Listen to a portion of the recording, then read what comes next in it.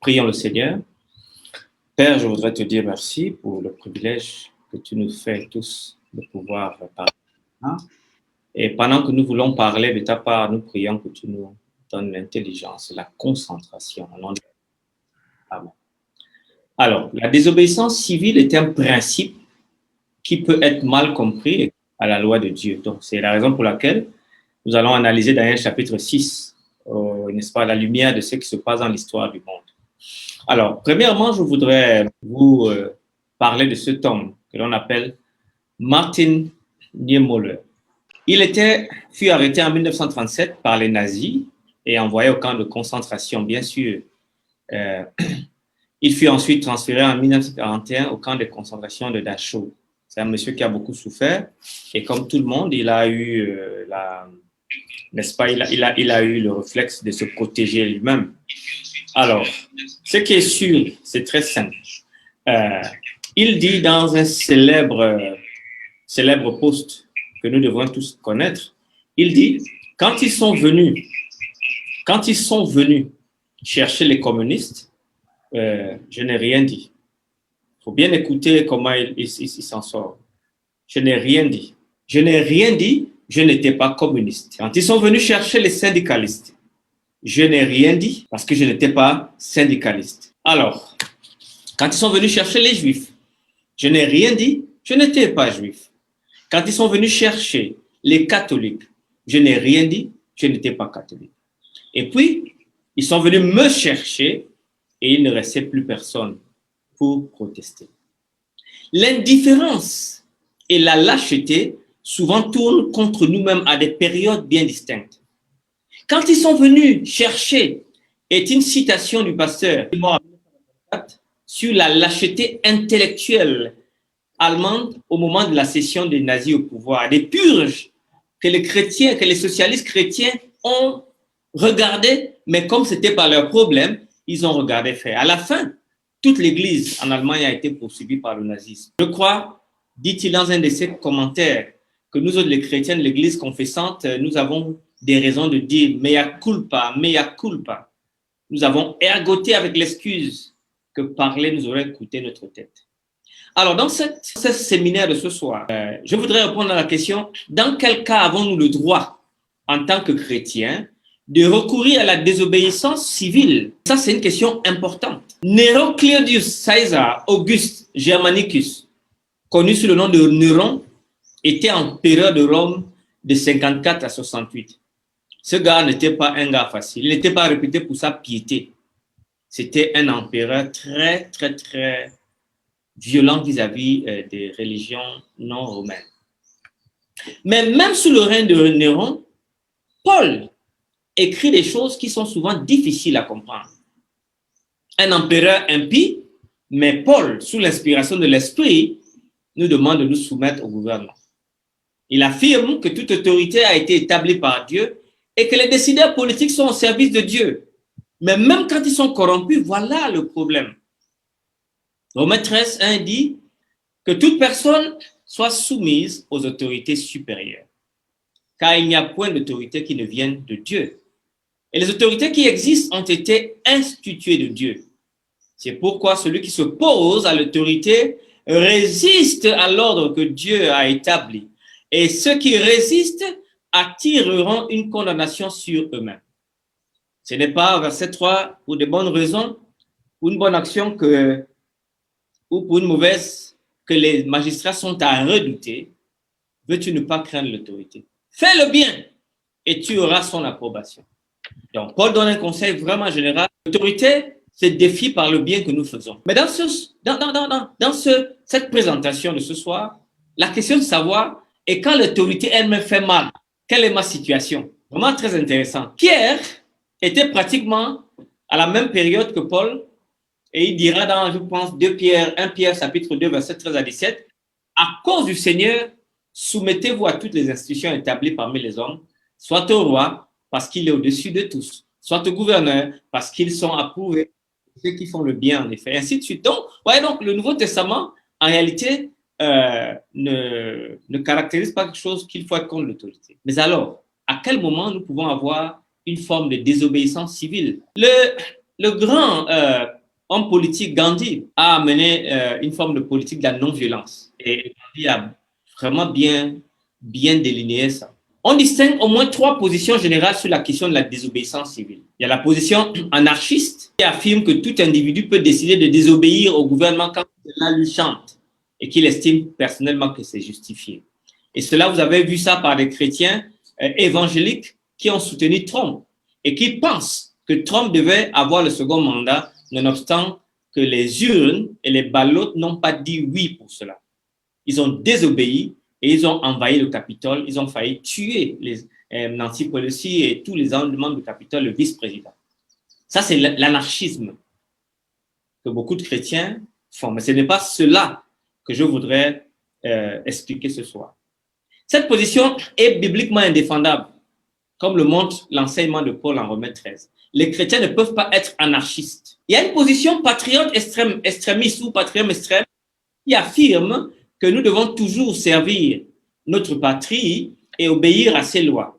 Quelles qu'elles soient, comme nous allons voir, cette position n'a pas de fondement biblique non plus. Plus l'histoire montre qu'elle est impossible à appliquer. Par exemple, lors des procès de Nuremberg, les avocats des criminels de guerre nazis ont défendu leurs clients en arguant qu'ils n'avaient fait que suivre les ordres directs du gouvernement et ne pouvaient donc pas être tenus pour responsables de leurs actes. Et que Hitler étant mort, qu'on laisse ces gens libres, c'est indéfendable. Les juges ont refuté cet argument par une simple question. Mais messieurs, n'y a-t-il pas une loi au-dessus de nos lois? La Bible défend la soumission aux autorités tout en réservant aux chrétiens le droit de la désobéissance civile en cas d'ordre négatif ou d'ordre qui ne vont pas dans le cadre de la parole. Et si on analysait ce soir, pendant ce temps, comment arriver à désobéir, les cas de la Bible qui ont désobéi à des ordres iniques. Gandhi disait, renoncer à la désobéissance civile, c'est mettre la conscience en prison. En fait, à la fin de cet exercice, je vais vous montrer pourquoi il est important d'apprendre à désobéir civilement. C'est un exercice important qui nous pointe à quelque chose de plus grand. Il disait plus loin, la désobéissance civile devient un devoir sacré quand l'État devient hors la loi ou corrompu. Ça, c'est Gandhi.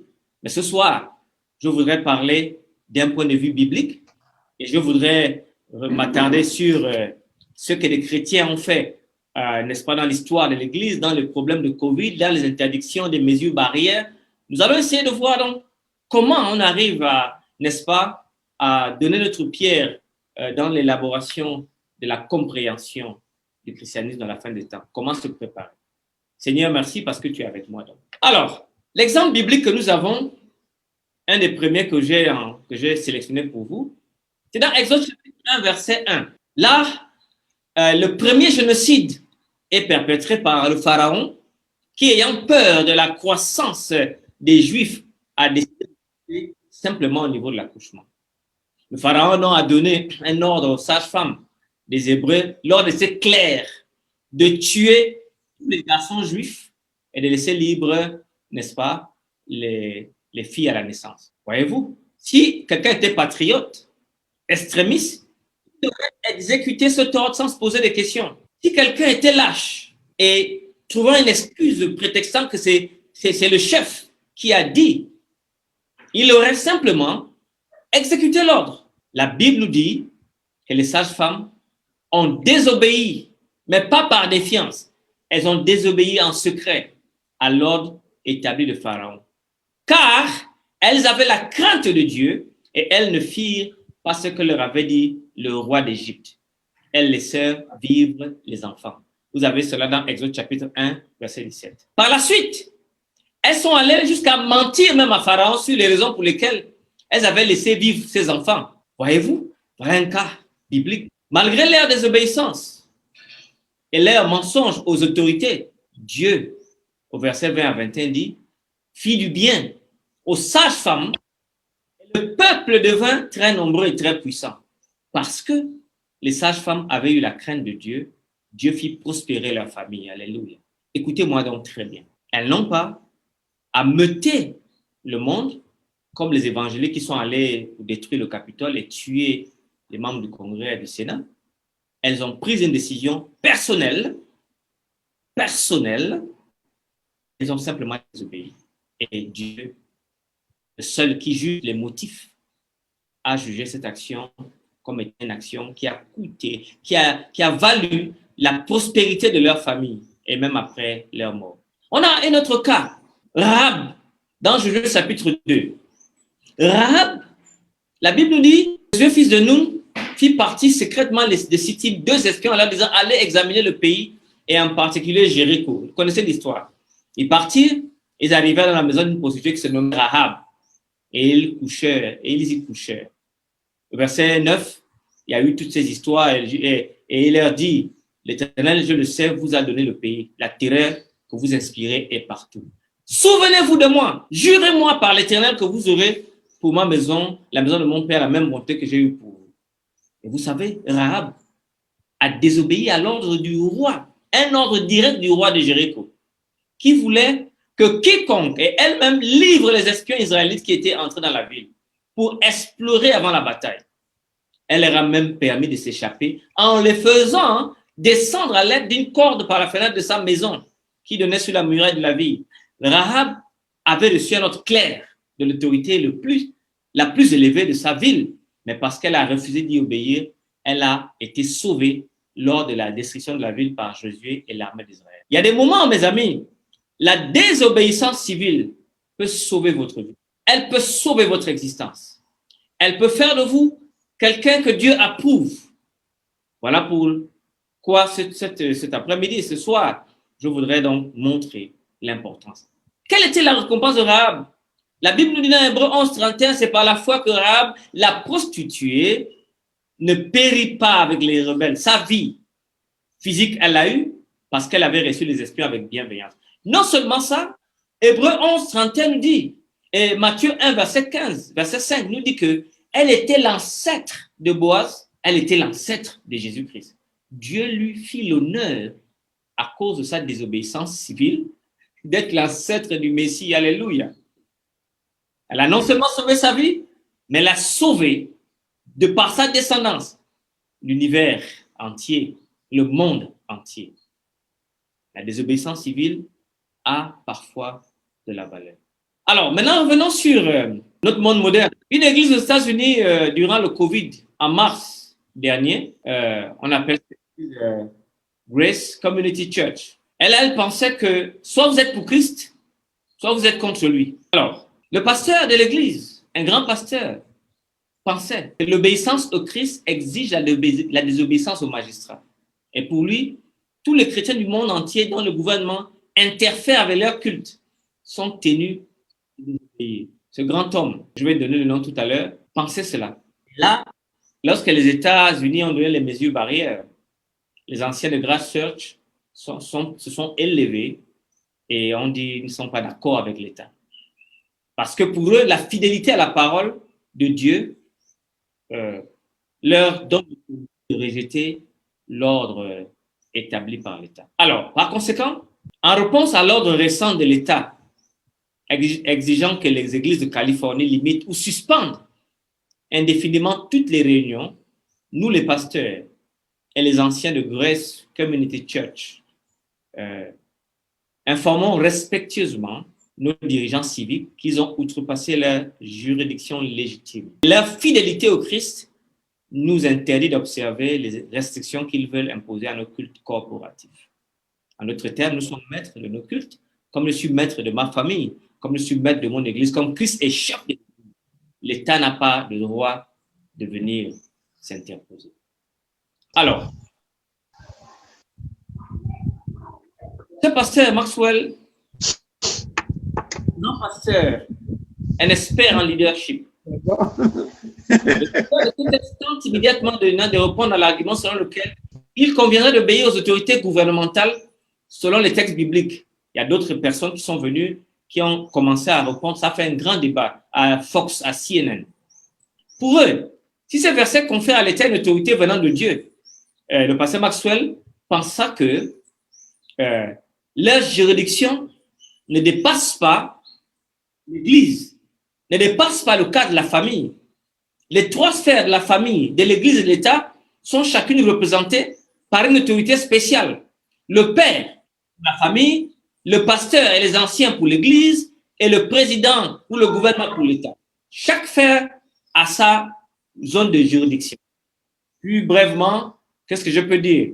La déclaration de John MacArthur, ce grand pasteur, n'est-ce pas, et de ses anciens consiste dans l'église de Grace Community Church à dire que les choix gouvernementaux sur les églises, dans le cadre de la crise de coronavirus ou de la COVID-19, dépassent l'affaire de l'autorité.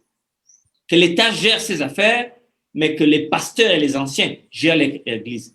À cause de cela, le pasteur John MacArthur et ses anciens, dans sa communauté, a rejeté l'ordre du gouvernement fédéral. Pour eux, obéir à ces choix politiques consiste à abdiquer dans leurs responsabilités devant le Seigneur. Et s'il vous plaît, pour bien comprendre ce choix, il faut réaliser que ces églises ont une indépendance et une autonomie locale très forte. Vraiment, aux États-Unis, c'est pas comme dans le... Non, c'est très, très important. En Afrique, un pasteur aura du mal à répondre à un président ou un gouverneur, mais aux États-Unis, c'est très facile parce que la Constitution garantit beaucoup de choses à tout citoyen. Alors, pour les francophones qui ne connaîtraient donc pas bien les États-Unis, il faut réaliser que les questions religieuses sont très importantes, à tel point que des grands médias se sont emparés du débat. CNN, CBN, Jenna Ellis, qui est proche de Donald Trump et qui soutient juridiquement MacArthur, explique en quoi cette désobéissance peut être protégée et encadrée par la Constitution. Pour autant, comme l'indique cet article qui est paru dans un certain temps en 2020 que j'ai lu, Grace Community Church a reçu une lettre qui menaçait l'Église d'une amende de $1000 par jour et d'une possible peine de prison de ses dirigeants. Ça a été un grand débat. Et un autre pasteur de Bethléem, Brad Littlejohn, a écrit pour le devenant instituer une très, très étayée. Il estimait pour lui que si le texte que donne pasteur MacArthur donne le respect des responsables de Grace Community Church se sont adressés aux autorités, il distingue néanmoins certaines erreurs dans cette réponse de John MacArthur qu'il considère comme erronée. Pour lui, il pensait que la déclaration de John MacArthur et son Église n'est pas juridique, ni théologique, ni historique, mais qu'elle s'appuie sur une position universelle instable. Vous êtes soit pour Christ, soit vous êtes contre lui.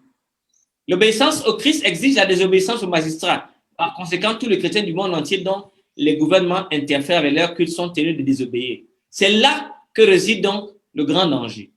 Les anciens de Grèce sont prêts à élever leur position sur cette question particulière au niveau des dictons spirituels qui lieraient la conscience de tous les chrétiens. Et c'est en ça que le pasteur pensait. Alors, les réponses sont fusées, ça et là. Et maintenant, revenons dans un contexte un peu d'Afrique, et notamment au Gabon. Vous avez Jean-Patrick Ibaïba, n'est-ce pas, le nouvel archevêque de Libreville, qui également, au pan de la pandémie, a défié l'État gabonais. Des journaux se sont emparés de ça, où on disait que Mata matait l'église, et j'ai lu toutes ces choses, parce que je m'occupais de rédiger un livre sur la dépénalisation de l'homosexualité au Gabon, donc je me suis intéressé à ce phénomène, et Jean-Patrick Ibaïba, aux grandes dames même du Vatican, a défié les autorités gabonaises en disant, dimanche 25 octobre, ouverture de toutes les paroisses de l'archidiocèse de Libreville. Célébration de la messe avec les fidèles laïcs dans toutes les paroisses et sanctuaire de l'archidiocèse de Libreville aux heures dominicales habituelles. Le rite d'ouverture de la portée centrale de chaque paroisse sera effectué uniquement à la messe pro populo. Ce prêtre, cet archevêque, Jean-Patrick Ibaïba, a défié le ministère de l'Intérieur et la première ministre en disant cela parce que l'État avait voulu que cela se passe le 30 octobre. Et l'Église a dit non, on ne peut pas pendant 6 mois se laisser dominer par un État eux-mêmes qui ne respectent pas ces règles, qui ne respectent pas les mesures barrières, qui font des réunions vaille que vaille, mais ils demandent à nous de nous limiter à 10, à 30. C'est impossible. Nous ouvrons le 25 octobre. Alors, que faut-il faire dans le cas du Gabon? Que fallait-il faire? Les pentecôtistes unis à la suite des évêques de l'Église catholique, une semaine plus tôt, le collectif des communautés, ministères et églises pentecôtistes charismatiques et des réveils et églises apparentées ont annoncé samedi 10 octobre la reprise de leur activité ecclésiastique. Celle-ci est prévue également le dimanche 25 octobre prochain, en dépit des restrictions imposées par le gouvernement dans le cadre de la stratégie nationale de prévention et de lutte contre le coronavirus. Chers amis, c'était grave. Le 24, à partir de 23 heures, dans la plupart des grandes églises de Libreville, il y avait des policiers, il y avait des gendarmes, il y avait l'armée. Ça a été difficile. On a arrêté même l'archevêque, on a arrêté ses filles. Hein. C'était pénible. Alors je me suis posé la question, que faut-il faire par la Bible? Comment devrions-nous faire par la Bible? Leur communiqué disait, l'importante tendance baissière de la pandémie au Gabon et le déconfinement de tous les secteurs d'activité de notre pays pour les pentecôtistes, cette reprise de culte s'impose, vise la bonne santé spirituelle et physique de leur communauté. Donc, ils ont défié l'État. Aussi, se considérant eux-mêmes comme des acteurs de la lutte contre la COVID-19, au niveau national, les membres du collectif estiment que les mesures barrières empêchant la réouverture des lieux de culte ne se justifiaient plus après 6 mois. Ils en veulent pour preuve que l'État eux-mêmes faisait des réunions, les partis politiques faisaient les réunions. Et quel parti? Le parti étatique. Et donc, ils ont regardé tout ça, ils ont dit non, ces personnes sont en train de nous berner. Allez, nous ouvrons. Et ça a créé donc toute la problématique que vous voyez.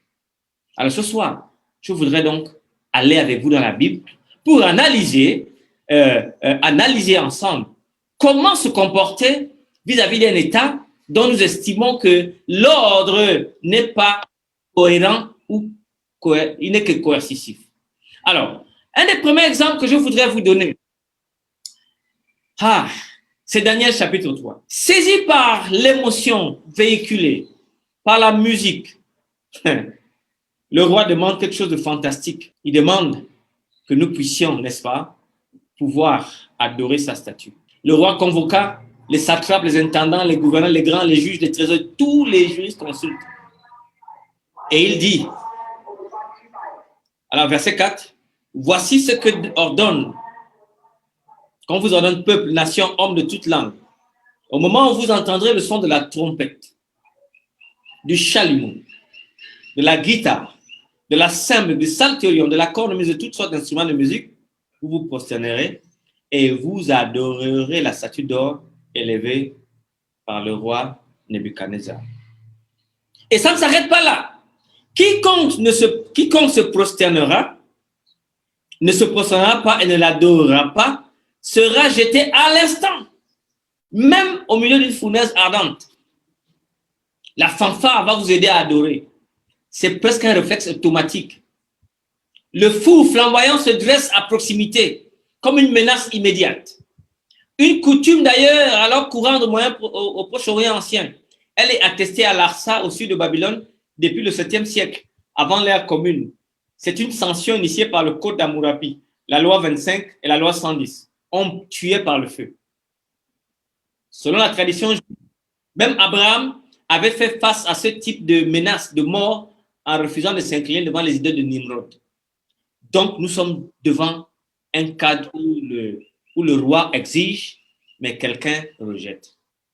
En d'autres termes, durant la captivité, la première captivité minimale de 606 avant Jésus-Christ, il pouvait avoir entre 100 captifs, des jeunes captifs, à 300.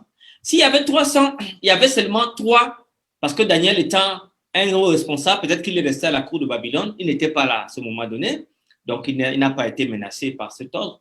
Mais nous savons, nous sommes sûrs que s'il était parmi le 4e, Daniel aurait été debout. Mais pour le moment, c'était les 3. Michaël, Ananias et Azaria.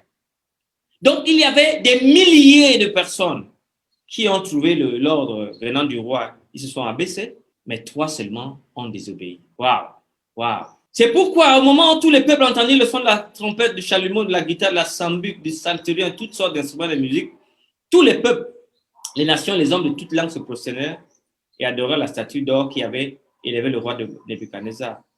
Au verset 8, cette occasion, dans le même temps, quelques Chaldéens s'approchèrent et accusèrent, j'aime cette expression, Je vais vous dire, il est très drôle en chaldéen, en araméen. Très drôle, très drôle. Kal, Kabel, Dena, Bazemena, Kirbu, Guberin, que Ashdeyin, Akalu Karazin di Yehuda.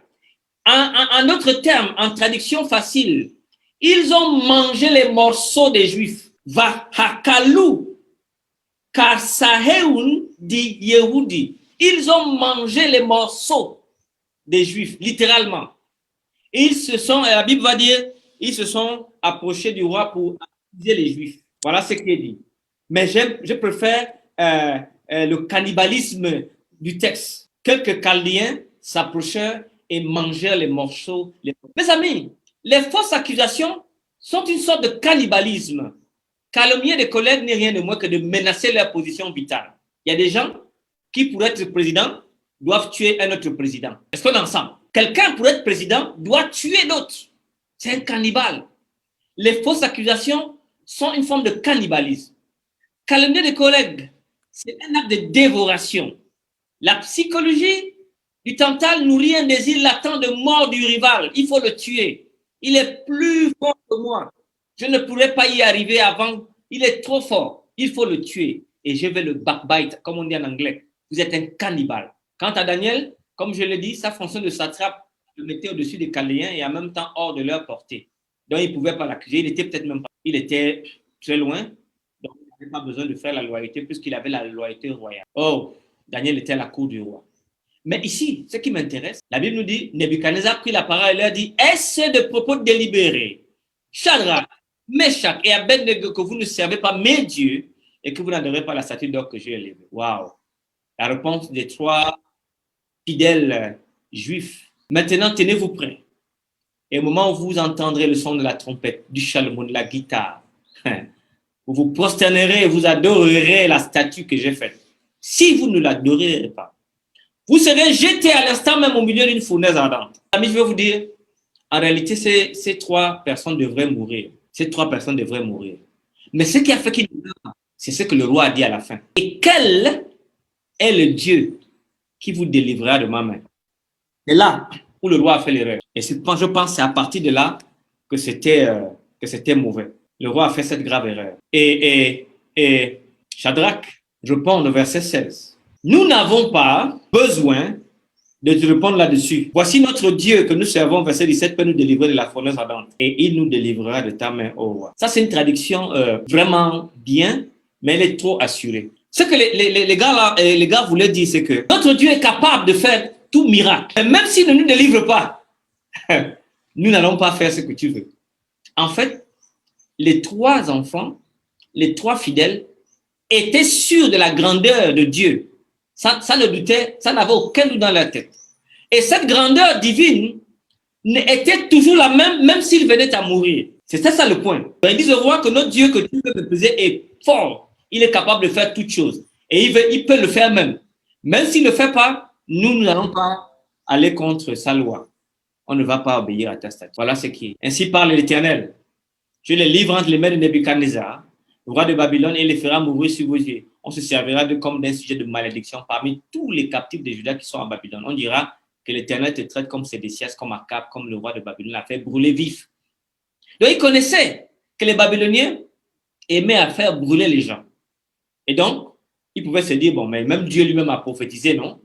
Mettons-nous seulement à genoux. Après tout, qui est au courant? Voilà le problème. Personne ne me voit. Vous savez, le caractère est ce que vous faites quand personne n'est avec vous. Obéir quand tout est facile, c'est bien, mais quand c'est difficile, c'est meilleur. Violente est que cette religion babylonienne, intolérante, totalitaire, mécanique que cette religion de Babel, est également celui qui se concentre sur le présent. C'est une réunion du média et de l'immédiat, c'est le fast-food, c'est la prospérité, il faut de l'argent. Dans tous les cas, ça marche, tout le monde obéit, toutes les personnes. Mais attention, c'est une religion qui ne vous prépare pas à la fin des temps. La désobéissance civile, ce soir, je veux montrer que c'est un entraînement pour la divine bataille. Il y aura un temps, on aurait besoin de toutes les obéissances qu'on a eues dans le passé. Mais si nous avons été habitués à défaillir, la question, serons-nous prêts?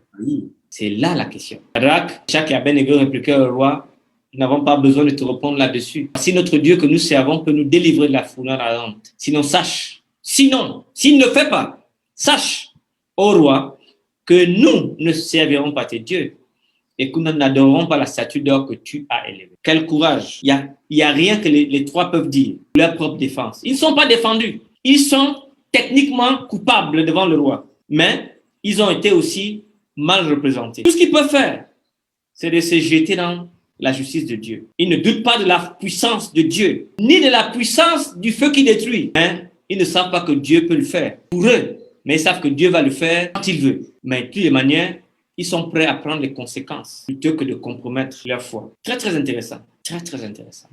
Il y a un Dieu qui peut nous... Parce qu'en araméen, c'est « Itai ». Il y a un Dieu qui peut nous délivrer de la fournaise ardente. Et il nous délivrera de ta main, ô roi. C'est ça qu'ils ont dit. Mais sinon, sache que nous n'allons pas le faire. Désobéissance civile. L'ordre du roi était un ordre qui plaçait à la place de Dieu quelque chose d'autre. La statue du roi qui représentait Abel Marduk ou Nebo et qui était lui-même le roi en tant que représentant de Dieu sur la terre. Les trois ont dit, nous n'allons pas jusqu'à ce niveau. On te respecte, mais là, tu t'es fait Dieu alors que nous n'avons qu'un seul Dieu qui est au ciel et qui est capable. Voilà de quoi il s'agit. Ça, c'est un principe intéressant. Allons dans un autre registre, chapitre 6, là où le chapitre 5 s'est arrêté. Nous avons une très belle histoire également. On va voir un peu ce qui se passe là-bas. Darius est monté au trône et Daniel vient d'être... Nous sommes là en 539, avant notre ère. La vie est bonne pour le prince exilé. L'absence des trois Hébreux dans ce contexte indique ailleurs. Ne veut pas dire qu'ils étaient lâches, mais ils indiquent seulement qu'ils étaient ailleurs. C'est un contexte de Daniel. Et peut-être qu'on amène le chapitre 6 parce que Daniel n'était pas au chapitre 3. On veut montrer que toutes les personnes qui avaient l'Esprit de Dieu en eux, en elles, à chaque fois qu'il y avait une occasion de désobéir civilement, ils étaient là. Ça s'est passé au chapitre 3. Les trois amis ont désobéi. Au chapitre 6, nous allons aussi voir, on va analyser ensemble, n'est-ce pas, la désobéissance de Daniel. Pour dire que dans les mêmes circonstances, tout le monde qui a l'Esprit de Dieu doit désobéir civilement. Darius donc a l'intention de fonder une satrapie de 120. Et il met à leur tête 3 chefs, mais au nombre duquel était Daniel l'étranger. J'aime cette histoire. Mais enfin, que ces satrapes leur rendent compte et que le roi ne souffre d'aucun dommage. Daniel qui surpassait les chefs et les satrapes parce qu'il y avait en lui un esprit supérieur. Le roi pensait à l'établir sur tous les royaumes. Dès que la pensée est arrivée, les problèmes sont également arrivés. Chers amis, beaucoup dans le christianisme n'aiment pas l'excellence. Dans le monde chrétien, nous sommes comme dans le royaume des chats. Tout le monde, vous savez, quand le chat vient au monde, il vient déjà avec la moustache. Et je vis ça. Le christianisme n'aime pas l'excellence.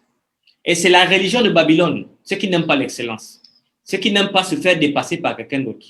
Se faire dépasser, c'est bien, parce que ça montre qu'on avance. Mais quand il n'y a pas de dépassement, on est stagnant. Et quand tout le monde pense de la même manière, personne ne pense. Mes chers leaders, l'innovation vient du fait qu'on pense. Mais dans les milieux chrétiens, parfois, personne ne veut penser au-delà de la pensée du chef. Et c'est à ce moment donné que nous nous abrutissons, nous tous. Parce que le chef n'est pas tout. Le chef ne connaît pas tout. Le chef ne peut pas tout savoir. En réalité, je vais vous dire une chose. Le chef qui est intelligent est celui qui utilise l'intelligence des autres. Je reprends. Le chef qui est intelligent, c'est celui qui sait utiliser l'intelligence des autres. Lui-même, il connaît ses limites. Il peut utiliser un X, un Y, et tout l'honneur lui revient. Mais de nos jours, le christianisme ne veut pas penser en dehors de ses chefs. Plusieurs raisons inspirent ce choix. Tout d'abord, l'hébreu est comme lui, est l'étranger, un allié dans un pays étranger. Daniel également prédit la chute de Babylone et la succession du royaume de Perse. Donc, il est normal, il est valable qu'il soit le chef des 3 satrapes, des 2 satrapes. De plus, le prophète venait d'être nommé gouverneur du royaume et après Belshazzar, il était la 2e personne du royaume. Donc, il était normal qu'il soit chef. Pour éviter le chaos, Darius décide de quitter la principale structure du gouvernement babylonien intacte, mais la vraie raison n'est pas politique, elle est spirituelle.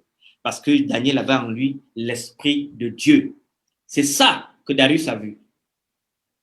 Et ces hommes, verset 4, ont vu que Daniel était nommé, ils ont cherché une occasion à le détruire. Mais ils ne trouvaient aucune raison de le détruire. Pas de malversation financière, pas de vie amorale. Daniel était un homme qui essayait de se battre et honorer Dieu. Alors ils disent, il ne put trouver aucune occasion ni aucune chose à reprendre parce qu'il était fidèle et qu'on a perçu chez lui ni faute, ni rien de mauvais. Alors, voilà le malheur de Daniel.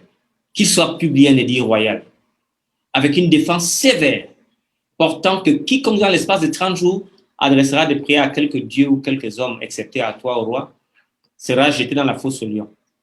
Maintenant, ô roi, confirme la défense et écrit le décret afin qu'il soit irrévocable selon la loi des Mèdes et des Perses, qui est immuable. Ce roi n'a pas été intelligent. Mes chers leaders, ne signez pas des documents sans les lire, parce que généralement, vos ennemis y mettent des pièges. Le comportement des satrapes fait écho à celui des Chaldéens envers les 3 Hébreux. Tandis que les 3 ont mangé les morceaux de Daniel, des 3 amis, des Juifs, eux aussi sont venus accuser par une méthode subtile. Fait intéressant, il contient toutes les caractéristiques de l'antisémitisme moderne. La même haine des étrangers, de leurs coutumes et de leur religion. La même jalousie morbide, la même allusion à une origine juive. C'est judéen. La même préoccupation politique, la position, la fonction politique. Oh mon Dieu, combien de gens iront en enfer à cause de la fonction politique? Combien de gens ont prévariqué à cause des positions? En réalité, beaucoup d'entre nous dans le monde du christianisme adorent plus la position qu'ils n'adorent Dieu. Et beaucoup vont se retrouver en enfer à cause de la position. Là où la société perçoit le juif comme une menace à l'unité, l'antisémitisme devient le facteur unificateur des nations et des idéologies. Tout le monde se met ensemble pour haïr. Tout le monde se bat contre ou pour Israël. Que ce soit le marxisme, le nazisme, toutes ces tendances gauche et droite ont haï les juifs. Mais les juifs eux-mêmes ont fait du mal au noir. Ce sont eux qui ont monté les textes de l'esclavage, alors qu'eux-mêmes étaient esclaves en Égypte. Et Dieu leur a dit, rappelez-vous que vous étiez esclaves en Égypte. Donc on ne comprend plus rien. Chacun s'adresse. En fait, c'est le péché. Si vous n'inventez pas l'esclavage, on aurait trouvé autre chose contre les Noirs. Il est malheureux de savoir que les Juifs qui ont tant souffert ont encouragé l'esclavage des Africains. Qu'il soit publié cette loi. Les administrateurs royaux, les préfets, les satrapes, les conseillers, les gouverneurs ont tous convenu que le roi devrait émettre un édit. Et ils lui disent de signer. Leur programme, performance politique, d'où la montée de l'activité nerveuse. L'accroissement du travail est un symptôme d'une époque d'obsession, de succès, que nous rencontrons parfois dans nos communautés religieuses. Ce n'est pas un signe de sainteté, mais ça trahit plutôt une déconnexion avec Dieu. L'amour du poste montre en réalité que vous servez plus vous-même que vous servez Dieu. Et voilà donc le problème de ces satrapies. Le terme religion lui-même, appliqué au judaïsme, a une histoire que je vous dis en quelque temps. Il pose effectivement dans l'univers hébraïque et judaïque un problème. Il n'y a pas en hébreu de terme pour dire religion. Il n'y a pas. Religion dans les langues européennes, c'est un mot qui vient du latin, religare. Mais en hébreu, nous avons le terme date pour désigner le mot religion, mais c'est un mot perse qui signifie loi et non religion. En d'autres termes, la pensée hébraïque a une relation avec Dieu dans l'obéissance à sa loi.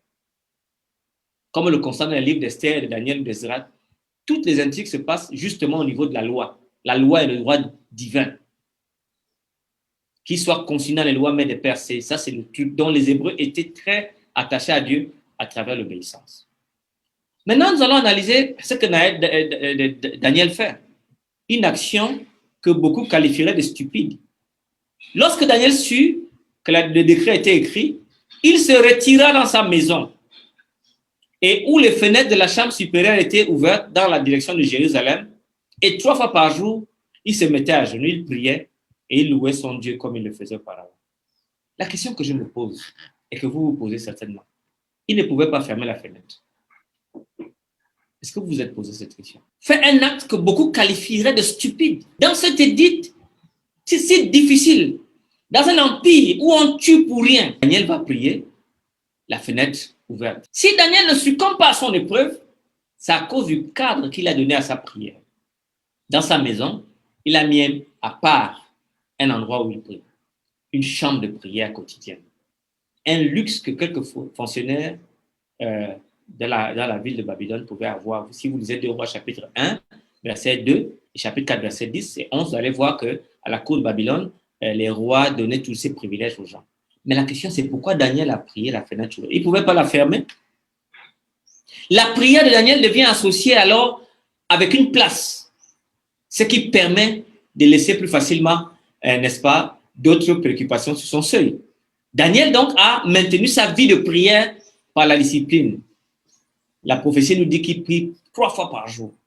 Il va le matin, il prie, il se met devant la fenêtre. À midi, il prie, le soir, il prie. Pour lui, la prière ne dépendait pas des circonstances, pas des remuements de l'âme. Quand il y a un problème, il faut gêner. Quand ça ne va pas, tu gênes. Nous avons des devoirs de prière. En tant que père de famille, vous avez le devoir de prier avec la famille.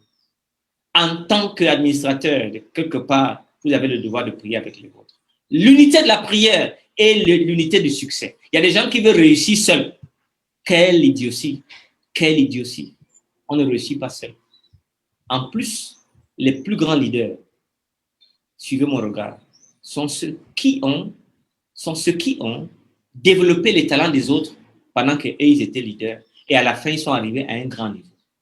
Mais les leaders modernes qui veulent être tout partout et ils font tout et n'importe quoi, généralement n'arrivent qu'à eux-mêmes et à leur famille. Le leadership de Dieu, c'est prendre tout le monde dans leurs faiblesses et de les élever. Il y a des moments où vous vous rendez compte que quelqu'un a une entreprise, quelqu'un a une institution chrétienne, à la fin on lui demande qui est-ce que tu peux laisser comme le prochain président. Il dit il n'y a personne. Mais il a fait 5 ans, il a fait 4 ans. Un leadership est un leadership de préparation. Et cela ne se fait que dans la prière. Lorsqu'on prie ensemble, on reste ensemble. C'est évident. Mais si vous ne priez jamais ensemble, chacun est pour soi, vous ne donnez que des ordres, mais en même temps, vous voulez réussir, il y a un problème. Il est temps de nous unir autour de la prière. Daniel, lui, au chapitre 2, quand il a eu le problème de la statue, il s'est uni dans la prière avec ses 3 amis et Dieu a ouvert la voie. Dieu ne peut pas laisser des hommes et des femmes qui se mettent ensemble, pas des prières administratives, mais des prières véritables. 3 fois par jour, Daniel prie. La prière ne doit pas dépendre uniquement de ces remuements de l'âme qui vont et viennent selon nos humeurs, de la qualité claire de lune. L'exemple de Daniel nous enseigne que nous devons intégrer la prière dans le rythme de la vie elle-même. La prière est la vie. Elle doit te nourrir, elle doit te soigner, elle doit t'autoriser à respirer, que mon âme respire devant Yahweh. Et quand un leader mondain s'oppose à ma prière, alors là, je dois désobéir civilement. Fait intéressant, la prière de Daniel coïncide avec le calendrier des sacrifices dans le temple de Jérusalem. 1 Chronique, chapitre 23, je crois, verset 30. En souvenir de ces rituels, Daniel fait face à l'ouest. Durant sa prière d'inauguration du temple, Salomon avait déjà senti ce besoin, ce rituel, la prière des exilés. Il dit, dans 1 Roi, je crois, 8, verset 47, s'ils rentrent en eux-mêmes dans le pays où ils seront captifs, s'ils reviennent à toi et t'adressent des supplications dans le pays de ceux qui les ont emmenés et qui disent, nous avons péché, nous avons commis des iniquités, nous qui avons fait le mal, et ils reviennent à toi de tout leur cœur et de toutes leurs âmes dans le pays de leurs ennemis qui les ont emmenés captifs. S'ils t'adressent des prières, leurs regards tournés vers le pays que tu as donné à leur père, verset 48, vers la ville que tu as choisie, vers la maison que j'ai bâtie à ton nom. Oh, exauce-les des cieux, du lieu de ta demeure. Voyez, Daniel donc obéissait à l'ordre de Dieu. 3 fois par jour, il priait en direction de Jérusalem. Et pour lui, une fenêtre fermée ne devait pas suffire. Il fallait qu'elle soit ouverte. Quelle action stupide, mais quelle action puissante. La désobéissance civile prend souvent encore des actions incompréhensibles. Un soupir, un désir de l'âme, la prière est un besoin fondamental que nous devons accomplir même lorsque le sentiment n'est pas là. Vous pouvez prier, vous devez prier, même quand vous ne sentez pas le besoin de prier. Parce que Dieu, au moins, il sait Quel est votre cœur? Notre vie de prière doit faire partie de tous, de nous, autant que le repas et le travail et autres rendez-vous. Ce n'est alors que lorsque nous serons assez forts pour affronter l'épreuve, quand elle surviendra, que nous pouvons dire que nous pouvons désobéir avec sagesse. Sa prière se situe dans le temps et non dans l'espace. Pour les Hébreux, le sacré réside dans le temps et non dans l'espace. Ce n'est pas le monument qui compte, mais le temps. Abraham Heschel, un théologien juif que j'aime beaucoup, a observé que le jour du Seigneur est plus important pour les prophètes que la maison du Seigneur. Waouh! Que le jour du Seigneur est plus important pour les prophètes que la maison du Seigneur. Nous sommes situés dans le temps et non dans l'espace. Les trois religions monothéistes, judaïsme, christianisme et l'islam ont conservé le geste de Daniel. Les trois religions seraient orientées dans leurs prières constamment dans les lieux en direction de Jérusalem. La prière de Daniel se tisse donc autour de deux éléments. La foi en l'espérance, qu'implique deux verbes. Daniel dit, Dieu y rend grâce et demande. Le premier verset vient du verbe yad, main ouverte, et exprime la gratitude. Quelqu'un qui a reçu quelque chose. Seigneur, merci. Daniel donc a désobéi. Mais à quel prix? À la stratégie politique, Daniel pose la prière. C'est la 5e prière du livre de Daniel. Le contexte est celui du désespoir. Le vieux prophète sait qu'il est impuissant. Connaissant la loi médiane et persane, il se rend compte qu'une fois qu'un décret est publié, il est irrévocable. Un exemple similaire du principe apparaît dans le livre d'Esther. Si vous lisez Esther 8.8, le même type de loi, dès que c'est dit, c'est dit. Même si la loi est stupide, c'est dit, c'est dit. Le roi, qu'est-ce qu'il a fait? Il a désavoué sa femme parce qu'elle n'a pas voulu se présenter. Il en a épousé d'autres. La littérature extra-biblique contient le cas d'un homme condamné à mort par un crime, pour un crime qu'il n'a pas commis. Et lorsque le roi s'est rendu compte qu'il était innocent, mais la loi a été faite. Il était trop tard pour révoquer le l'édit et l'homme fut exécuté. Ça, c'est des lois stupides. Daniel ne vit aucune issue. Même le roi ne pouvait rien faire. Quelle est cette loi que le roi ne peut pas changer? Dès qu'une loi ne peut pas être changée, elle est stupide. Parce que si Dieu prenait les 10 commandements et ne l'avait pas changé en Christ, n'avait pas trouvé un moyen que Christ meure pour nous, toute l'humanité serait morte. Même Dieu a compris. Dieu nous donne un exemple. Il a mis ses lois. Tu ne tueras point. Tu ne voleras point. Tu ne mentiras point. Et tout ce qui ment devait mourir. Ils sont passibles de mort. Mais pourtant, nous vivons. Et nous sommes des menteurs. Nous sommes des voleurs. Nous sommes des pilleurs. Voilà la loi de Dieu qui comprend la miséricorde. Une loi sans miséricorde n'est qu'une supercherie. Voilà l'essence de la loi. Des gens qui pensent que le policier est plus que la Bible. Quand c'est le policier, c'est le policier. Si vous n'errez pas du sens de la miséricorde, vous n'êtes pas un bon serviteur du Seigneur. La miséricorde est l'aspect que Dieu traite avec vous et moi. Regardez comment nous péchons. Regardez comment nous mentons. Regardez comment nos cœurs là sont méchants et mauvais. Mais regardez comment Dieu est miséricordieux. Il a sacrifié son propre fils pour vous et moi. Mais quand un frère a ses droits, je dis le policier a dit. Non, souvent ce que j'entends dans le monde du christianisme, c'est effroyable. Il y a des moments où vous posez la question, est-ce que c'est même des démons ou des êtres vivants? Je vous raconte une histoire avant de continuer la désobéissance civile. À Myanmar, un pasteur avait étudié. Ce pasteur était toujours très triste. Alors, il est venu étudier pendant que je faisais mon master. Nous sommes en 2004, comme ça. Et il était mon voisin. Je lui demande, pourquoi tu es toujours triste?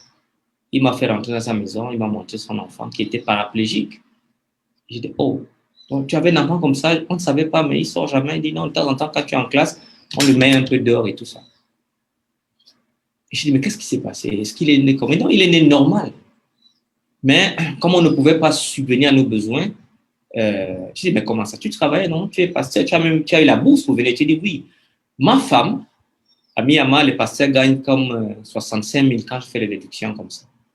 Et donc, ma femme préparait des beignets, préparait des gâteaux tous les soirs. Et elle faisait un mois par mois 2 fois mon salaire. Donc, ça permettait qu'on pouvait avoir de l'argent et nourrir nos enfants. Ils allaient à l'école. On était bien. Donc, le travail de ma femme suppléait à mon petit salaire. Nous savions le Seigneur avec joie. Alors, le comité de la mission, les saints en Jésus-Christ, se sont assis. Des hommes de Dieu et des femmes de Dieu dans un comité pour voter que la femme du pasteur ne doit pas faire les gâteaux, c'est une femme sainte, mais fauchée. Ils ont pris le vote. Pam! La loi est irrévocable. Le policier a parlé. Et voici, le pasteur, par obéissance à la mission, il a obéi. Et il a perdu son enfant. Et les coûts qu'il a payés jusqu'à maintenant ne valent pas ce qu'on pouvait lui donner ou qu'on pouvait arranger. Quand une loi ne va pas du côté de la miséricorde, elle doit être désobéie. Voilà le principe. Et cet homme-là n'avait pas la sagesse. Quand des démons s'assiedent pour voter, et toi tu obéis, tu as un problème. Voilà ce que nous enseigne le livre de Daniel. C'est ça ce que Daniel nous enseigne. C'est écrit, c'est là. La loi a été prise, mais c'était les démons qui l'ont prise. Qu'est-ce que Daniel a fait? Il n'a pas appelé les gens, il n'a pas grévé, il ne s'est pas mis dans les rues. Il est allé seul, responsable. Il a décidé de désobéir. Toute loi qui n'a pas en elle-même un élément de miséricorde, elle est diabolique, elle est démoniaque. La loi doit tout s'appuyer de la miséricorde. Mais ça coûte, mes amis, ça coûte. Daniel a été jeté à la fosse au lion. Mais ces hommes insistaient après du roi, il dit, sache au roi que les lois des Mèdes et des Perses exigent que toute défense ou tout décret confirmé par le roi soit irrévocable, loi stupide. Irrévocabilité, stupidité. Même la loi du plus grand de Dieu de l'univers, elle n'est pas irrévocable parce qu'il y a de la grâce. Jésus est mort pour vous et moi. Quand je vole, quand je mens. Mais imaginez-vous qu'elle était irrévocable. Toute l'humanité serait dans la perdition. Pourquoi faire des lois donc qui sont irrévocables? Alors le roi leur donna l'ordre qu'on amène Daniel et qu'on le jette dans la fosse au lion. Le roi prit la parole et dit à Daniel, puisse ton Dieu que tu sais avec persévérance te délivrer. On apportera une pierre, on a mis sur l'ouverture. Daniel était fini. Il a désobéi, mais alors, il a pris lui-même les conséquences de sa désobéissance. Il n'a pas appelé quelqu'un. Ça, c'est un principe. La désobéissance est personnelle. En s'approchant de la fosse, il appela Daniel d'une voix triste. Le roi prit la parole et dit à Daniel, serviteur de Dieu vivant, ton Dieu que tu sers avec persévérance, a-t-il pu te délivrer des lions? Eh bien sûr, vis éternellement, roi, mon Dieu a envoyé son ange et fermé la gueule des lions qui ne m'ont fait aucun mal parce que j'ai été trouvé innocent devant lui et devant toi. Non plus, ô roi, je n'ai rien fait de mauvais. Voilà le principe de la désobéissance. Et Dieu favorise des personnes qui désobéissent lorsqu'une loi manque de miséricorde. Il faut la combattre, mais avec les armes de Dieu. Il faut la combattre, mais avec les armes de Dieu. C'est très important. Maintenant, pour terminer, vous savez, dans l'histoire des nations, il y a eu toutes des maladies, il y a eu des pandémies durant l'histoire. Donc, j'ai sélectionné ce monsieur Baxter, un monsieur qui a répondu et qui a partagé, dont je partage des principes de qu'est-ce qu'il faut faire pour désobéir civilement quand la loi est négative.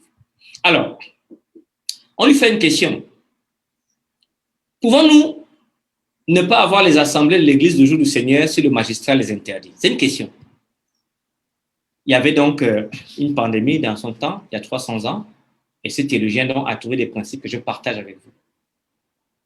Il répond, c'est une chose de les interdire pendant un certain temps, pour une cause particulière, comme l'infection par la peste, le feu, la guerre, et une autre de les interdire de manière déclarée ou profane. Voyez donc, il fait la distinction. Lorsque le monarque, en cas de guerre, en cas d'incendie, peut décider que monsieur le pasteur, dans votre sphère, moi je suis le président de la République, je vous interdis pour un moment jusqu'à ce qu'on refasse ça. Ça, c'est une interdiction que les chrétiens doivent obéir. Mais ne pas le faire sans raison. C'est ce que Baxter est en train de dire ici. Il dit, si le magistrat, pour un plus grand bien, comme la santé publique, interdit les assemblées d'église en temps de peste, d'assaut d'ennemis, d'incendie ou de nécessité similaire, il est de notre devoir de lui obéir. Parce que les devoirs positifs donnent lieu à ces grands devoirs naturels qui sont leurs fins. Ainsi, le Christ a justifié lui-même et ses disciples la violation du repos du sabbat, car le sabbat a été fait pour l'homme et non l'homme pour le sabbat. Vous voyez la miséricorde de Christ. Car le sabbat a été fait pour l'homme et non l'homme pour le sabbat, parce que les affirmations ne lient pas ad semper et les devoirs hors saison deviennent des péchés. Voilà ce qu'il dit.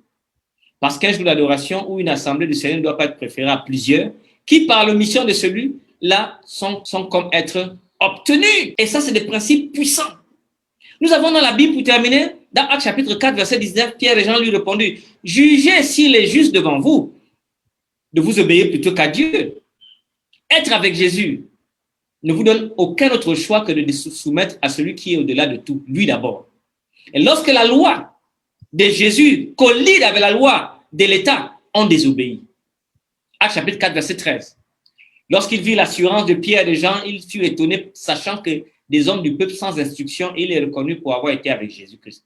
Être avec Jésus implique une désobéissance civile lorsque les lois collident. Même dans Actes chapitre 5, verset 29, Pierre et les apôtres répondirent, il faut obéir à Dieu plutôt qu'aux hommes. Voilà donc le principe. Mais analysons un peu le cadre de Paul. Paul était un homme vraiment, vraiment fantastique. Il dit dans Actes 25, verset 11, si j'ai commis quelques injustices ou quelques crimes dignes de mort, je ne refuse pas de mourir, mais si les choses dont ils m'accusent sont fausses, personne n'a le droit de me livrer à eux. J'en appelle à César. Waouh! Il appelle à César pourquoi? Alors Fétus, après avoir délibéré avec le conseil, répondit, tu en as appelé à César, car tu iras devant César. Qu'est-ce qui se passe? Qu'est-ce qui se passe ici? Paul, regardez ce qu'il fait. Il était juif de Tarse, de la tribu de Benjamin, pharisien, dans sa théologie, citoyen romain de naissance. Mais en tant que tel, il jouissait du droit de cité de Tarse en tant que juif. Il dit, je suis juif. Paul de Tarse, en Cilicie, citoyen d'une ville qui n'est pas sans importance. Mais maintenant, il devient citoyen romain de naissance, qu'il utilise pour protéger selon le cadre du droit romain qui lui permettait que tout citoyen romain pouvait en appeler à César. Voilà les méthodes. Paul était un citoyen multiculturel, multicontrit, et il utilisait ces cadres-là pour la loi romaine par-ci, la loi judaïque par-là, la loi des taxes par-ci. Et c'est comme ça que Paul échappait jusqu'à ce qu'on l'a coupé la tête. Paul a été une personne, quoi qu'il ait dit qu'il faut obéir aux autorités, lui-même savait comment fuir les autorités religieuses pour aller dans l'autorité païenne. Et il jouait un jeu très intéressant que je pense que j'ai voulu amener à votre attention. On doit résister. On doit apprendre à résister. Pourquoi? Un dernier exemple de désobéissance civile dans le livre de l'Apocalypse est sur la marque de la bête. Apocalypse chapitre 13, verset 12. Elle exerçait toute l'autorité de la première bête en sa présence. Et elle obligeait la terre et ses habitants à adorer la première bête dont la blessure mortelle avait été guérie. Elle exerçait toute l'autorité de la première bête en sa présence. Elle obligeait toute la terre. Mes amis, nous qui avons été habitués à désobéir, quand le 666 va s'imposer, comment pensez-vous que nous ferions? Aurions-nous l'attitude de Rahab? Aurions-nous l'attitude des femmes, des sages-femmes? Aurions-nous l'attitude de Daniel, Anania, Michaël, Azaria ou celle de Daniel? Aurions-nous l'attitude de Paul? Désobéir maintenant, apprendre à le faire avec des principes bien, est une préparation pour la fin des temps, qui est déjà là. La zone de confort n'est pas un bon terme pour les chrétiens. Timide, craintif, lâche, avoir peur, n'est pas dans le vocabulaire chrétien. Pourquoi? Parce qu'aucun lâche ne va voir l'éternité. Mais pour les lâches, les incrédules, les abominables, les meurtriers, les débauchés, les magiciens, les idolâtres et tous les menteurs, leur part sera dans les temps ardents de feu de soufre, ce qui est la seconde mort. Donc, ici, chers amis, que celui qui a des oreilles entend ce que l'Esprit dit aux églises.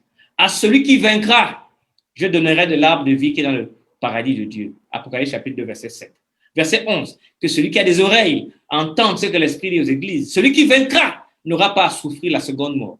Ainsi de suite. Dieu veut que nous soyons courageux, mais courageux après l'avoir consulté d'abord. Il y a une situation qui est en face de nous. On ne part pas avec notre propre connaissance. On regarde les principes de la parole et on agit, même au péril de notre vie. Timothée dit, j'exhorte donc avant toute chose à faire des prières, des supplications, des requêtes, des actions de grâce pour tous les hommes, pour les rois et pour tous ceux qui sont élevés en dignité, afin que nous menions une vie paisible et tranquille en toute piété et honnêteté. La désobéissance civile, maintenant en conclusion, je vous donne ma conclusion. Quelle conclusion pouvons-nous tirer des exemples que j'ai donnés, les exemples de la Bible? On peut résumer la position chrétienne sur la désobéissance civile en 3 points. Les chrétiens doivent résister à un gouvernement qui ordonne ou exige le mal et agir pacifiquement dans le cadre des lois du pays pour changer un tel gouvernement, comme Paul l'a fait. On doit changer ce type de gouvernement.